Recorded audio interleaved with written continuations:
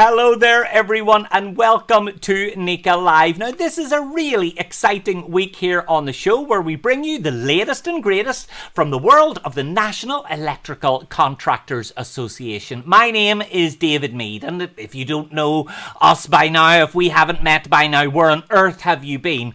Today we're going to be talking about some of the brightest young minds looking to leave their mark in electrical construction, and as they did so back at the NECA Convention and Trade Show in Nashville, Tennessee. Hard to believe that that is over now, because it truly does seem like it was just moments ago. Before we get started, if you want to go back, there is still time to check out all of the amazing on-demand content from NECA 2021 Nashville. All you need to do is go to necaconvention.org for more information, and you can revisit some of the amazing sessions, the education, the inspiration, and remember, there is some exclusive online content for the virtual audience with thought leaders that you do not want to miss. I promise you, this will be worth your time. So brew up a coffee, sit in front of your screen, and get ready to learn. Now, one of the amazing things that happened at NECA 2021 Nashville is the Electrical Contracting Innovation Challenge, or ECIC, as we like to call it for short. This was formerly known as the Green Energy Challenge. The ECIC is hosted by ELECTRI International, and this year it challenged teams from various student chapters to present a residence hall project, which is pretty close to their heart, and attend 15 classes on building information modelling and estimating. It was such a successful program, and today we are so excited to talk to the winners of the ECIC, the NECA Student Chapter from Wayne State University in Detroit. We're also joined by a NECA Live stalwart, an old-timer. He's here almost as often as me, Josh Bone, Executive Director of ELECTRI International. A huge welcome to all of you. Give us a wave. Thank you so much for taking the time to join us here on NECA Live. Josh, it is great to see you. Do you know, I feel a little weird now seeing you flat on the screen, Josh, because I've actually seen you properly in 3D now. Have you recovered from convention, Josh? I'm almost recovered, David, and what I did not know about you is how much security you have around you at all time. To get up and actually be able to touch you was what was a challenge with all the security and all the bodyguards that were around you in Nashville, but you know what, you justify that for sure. I can assure you, Josh, that is for your safety, not mine. You would catch much worse than COVID from me. I'm traveling with a lot of dodgy illnesses from Ireland. But look, it is so brilliant to be able to celebrate this amazing program. Can you tell us a little bit about what went into turning the Green Energy Challenge into the ECIC? And what were your impressions, Josh, of the various projects? So one of the things that we had to do again was we had to really look at green and say that term, it has a place, but it's such a smaller picture of sustainability. We wanted to make sure that we looked at a holistic, sustainable building, and then give these students the opportunity to be free thinkers, think outside the box, and navigate the world without all these preconceived notions, how we could actually learn from them and see their vision. And ultimately, it's that vision that really matters, isn't it? Because we need bright minds, we need new ideas, new approaches to challenge. I mean, you and I, Josh, we're essentially elderly. It's like when I see us side by side, I feel like we've remade the Golden Girls with a slightly different approach. But fresh blood and bright new eyes and innovation really do help us run towards the future. So, Josh, can you introduce us to the fine representatives that we have here from Wayne State and tell us a little about them and their project? Yeah, first let me say congratulations to Wayne State, and what they did in this project was just phenomenal. Their proposal can be found on the ELECTRI website. You can go down there and download their 288-page report and seeing how that they broke this down. And today, listen, of the teams that we have here, we've got Jenny Tarico, we've got Troy Bowman, and we have Dr. V, who is their faculty advisor. And guys, great job.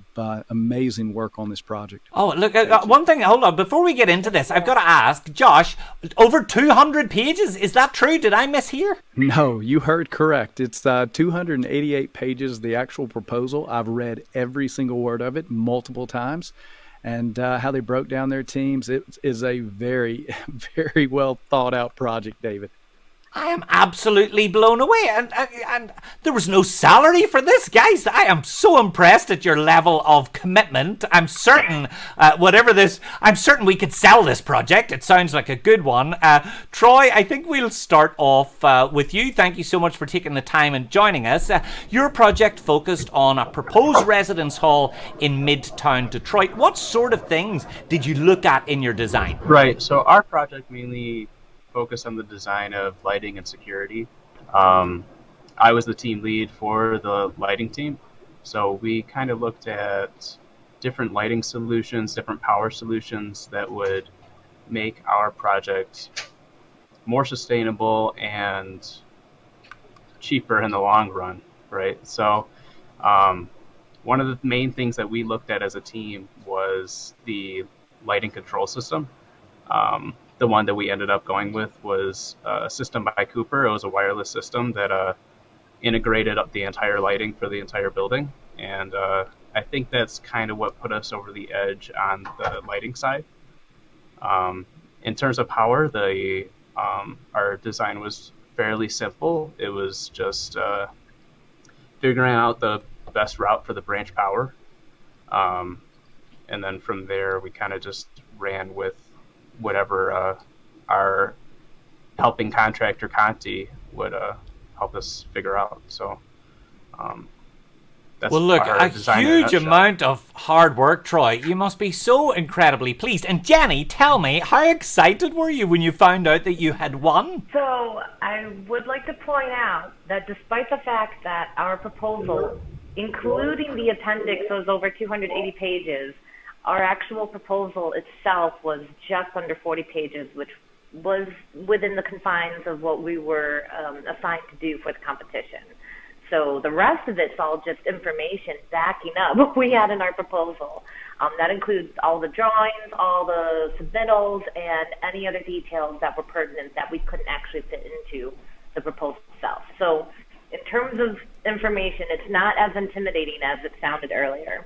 But when we found out that we won, and not just overall, we were very fortunate and thankful to have been awarded Best Presenter.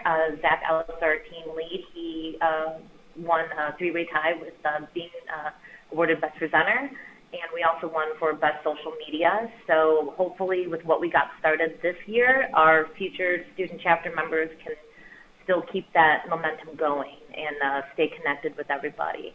And then we also won Best Overall for both the written proposal and the oral presentation. It was a really great experience, and we gave it our best shot, and it worked out really well.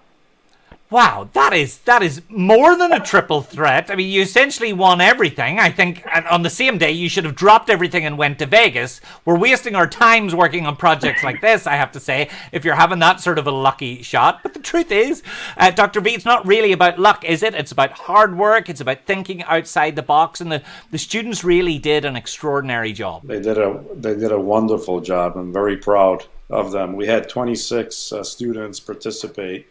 I was only able to take 8 of them to the competition, but, it was a group effort, from all of their, students that participated. And can you give us some history on the NECA Student Chapter at Wayne State? Has it always been really active? And what has the experience been like? Has this created opportunities to interact with NECA contractors in your region? Absolutely. So when we did this program, this construction management program, this is a fairly new program for Wayne State University. We knew that we really needed, a capstone class that, had students participate in something that was green. Green is the future, and, like Josh had mentioned before, it's actually, like a moving target. Every year, we can define sustainability today, and then maybe in 10 years find it as something totally different. So we really wanted that element. So I am the person who teaches senior project, and I implemented working. We looked at several different organizations and their projects, and we ended up deciding to go with NECA, and it was the best thing we ever did. The interaction between my students and NECA contractors, the interaction of the students, look at them, project manage, these beautiful proposals, kind of capstones what we're trying to do as educators. I have to ask as well, before I started doing whatever we would call this as a job, I was a university professor too, and I know how difficult it is to get any room or space in anyone's diary. And I know how pressured academics and professors are, and I know how pressured students are. This must have been a huge investment of time, Dr. V. How did you manage to balance this alongside everyone else's varying and long list of priorities? Again, we're working outside the box. We scheduled this class on Saturdays, and then we spent the whole day Saturday working on these projects, so it doesn't conflict with other classes that they're taking. This is a class. They sign up for it. And I observe as the professor. My main focus is to see how they project manage and how they interact with each other. Through our associate, NECA, they always supply us with the best contractors. And they also come every Saturday, and we start at 10 o'clock, and some days we leave around 12, 1 o'clock. Some days we're there until 3, 4 o'clock in the afternoon. So Absolutely. Troy, I want to ask you, what excites you most about exploring careers in the industry? What a great start it is for you. Right, this kind of took off my career, actually. At the beginning of this year, I had no electrical knowledge whatsoever. And I got a job at Ferndale Electric, and I started doing this project, and my knowledge soared after just a couple months, right? So I'm excited to see where this takes me, right? Yeah, for sure. And Jenny, I want to ask you as well, what would you say to someone out there, a student chapter, who's considering taking part, but they're not entirely sure if they've got the time, if it's worth it? Would you say that this is something that everyone should be competing in? I would highly recommend it. I always remember that when it came to previous classmates and alumni who have been through this project, they've done the competition, they've done other student chapter events as society and as the pandemic allows it. They've always recommended that when it comes to this project, it'll change your life. It'll open up opportunities. You'll get to learn so much, and you'll get to work with amazing people. And I personally can attest to a lot of that, actually. We all definitely got to learn a lot from each other going through the classes. And even though Joe does provide like an oversight, a lot of it actually lies on the students. And so having a student-led project in class, it's a lot of work, but it does take a little bit of dedication. But so many of us put in a lot of hard work into it. And so that's, it paid off, basically. And I think with the upcoming student chapter members that we've got coming in, I know a couple of them. One of them got to actually join us in Nashville, and so he's got a taste of what it is to look forward to, not just with the competition, but with the opportunities that can occur with our local Southeastern Michigan NECA chapter. And ultimately, they are the future of the industry. So thank you so much for all of your commitment, Dr. V. And of course, thanks to all of our students as well for all of their hard work. Josh, final question to you. Do you have any final words for this amazing and hardworking group of students, but also for anyone watching who's interested in the project? I want to commend Wayne State for all the hard work and energy and effort that they put into this. And as Jenny said, it's the proposal, but all of the information that went into it. Dr. V said this too, that the industry is changing so fast. The technology and solutions around the green energy and sustainability space, looking at the life cycle, this industry is changing and our future is very bright. I hope that a lot of these people listening to this podcast right now, David, take that perception that they have of construction and electrical contracting, more specifically electrical contracting, what they perceive. Take a look at this industry again. There's so much opportunity to do problem solving, really extend yourself and have this upward mobility in this industry. It's a great industry and it's so much fun. So many wonderful things happening around innovation and technology. And this team here definitely exploited that. And it's what took them across the finish line in first place. It certainly did, and a richly deserved win. A huge thanks to Jenny, to Troy, and to Dr. V for joining us. And of course, thanks to you as well, Josh. I hope I will see all of you next year in Austin. Give me a thumbs up, Dr. V, if we'll see you in Austin. Yeah, of course we'll see you in Austin. Well done, and thank you so much. It is lovely to have you join us here as part of the episode. So a huge congratulations once again to the student chapter at Wayne State University for winning the 2021 Electrical Contracting Innovation Challenge. It was no mean feat, but they really did do something special. And of course, thanks to Josh Bone of ELECTRI International for joining us and making the event such a success. But thanks to you for watching and listening wherever you are. Remember, you can watch us live on LinkedIn, YouTube, and Facebook every Monday, or listen to us as part of the NECA Podcast Network. This has been NECA Live.